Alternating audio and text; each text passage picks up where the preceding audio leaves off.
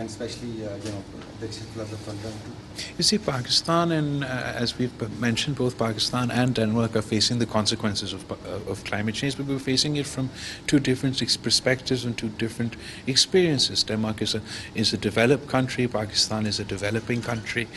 We contribute in different ways to the climate crisis, and now we have to address it in the best ways we can. And I think this is a good example of how the developing world and the developed world can partner together to find solutions and work together to meet this challenge together.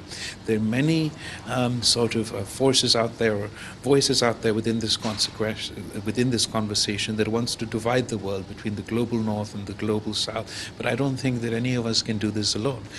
We have to all work together to overcome this challenge. And the Green Framework Agreement between Pakistan and Denmark is just one example of how we can develop a healthy partnership on this agenda. We can complement each other's climate agendas, but also each other's economic ambitions, and create economic opportunities for each other's peoples. For example, the energy transition in Pakistan, Denmark has had an experience in green energy transition, and their experience is as a result not only of their climate ambitions, but also because of their ambitions to be energy independent and provide economic opportunities to their people, provide green new jobs to their people. And us here in Pakistan also, yes, we're facing the brunt of the climate crisis, and we want to reduce our climate output, but we also want to diversify our energy needs. We also want to have an organic, homegrown energy resources. Pakistan has vast potential for solar energy, and we have huge potential for wind energy.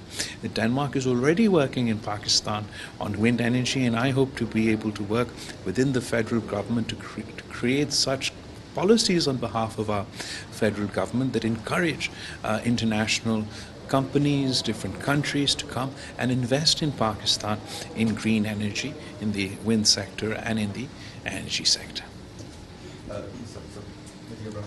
So going forward, how do you see the relationship between Pakistan and Denmark going? Well, we are already very close friends and have collaborated for many years, had partnerships for many years, but we hope that in the future we will become even closer. There's no doubt that on the green agenda we share many of the same objectives, and I guess you could say that on some of the issues we have the knowledge and experience and you have the scale, so it will be in both our interests to work closer together. Wind is a very good example of that.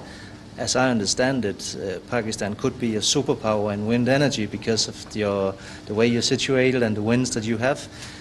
Now, we were the first country in the world to build an offshore wind farm and onshore wind already back in the 1970s. So the decades of experience that we have, we hope to be able to share, and it will be good for both countries.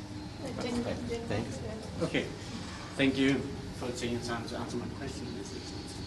Well, do you have a direct message for an average citizen in Denmark, for the part of the world that has played the most significant role in Pakistan in driving the current high levels of emissions? Emissions that are now having a stark and devastating effect in Pakistan. My message to the people of your country is that this is a crisis not of our making, in the sense that not of my generation making, and not of my generation's making, nor is it the making of the young generation in your country.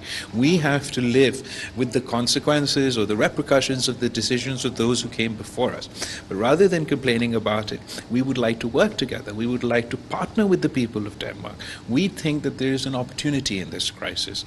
We believe that the experience that, as your minister said, that you've gained firsthand by investing early in green energy, in wind energy, can now benefit places like Pakistan that are experiencing an outsized impact from the climate crisis and climate change. We have about 15,000 megawatt wind corridor potential in Pakistan that I think Danish companies and the Danish private sector can also invest in and benefit from. We're very grateful to the people of Denmark, to the government of Denmark, who supported us during the relief efforts of the last floods, who provided clean drinking water facilities during this sort of peak of the crisis in my home province of Sindh, who were partners with us at the Climate Resilient Pakistan conference that we held in Geneva, where your government also announced support for Pakistan. I believe that the people of Pakistan and the people of Denmark are partners in this, in our efforts to combat the climate crisis.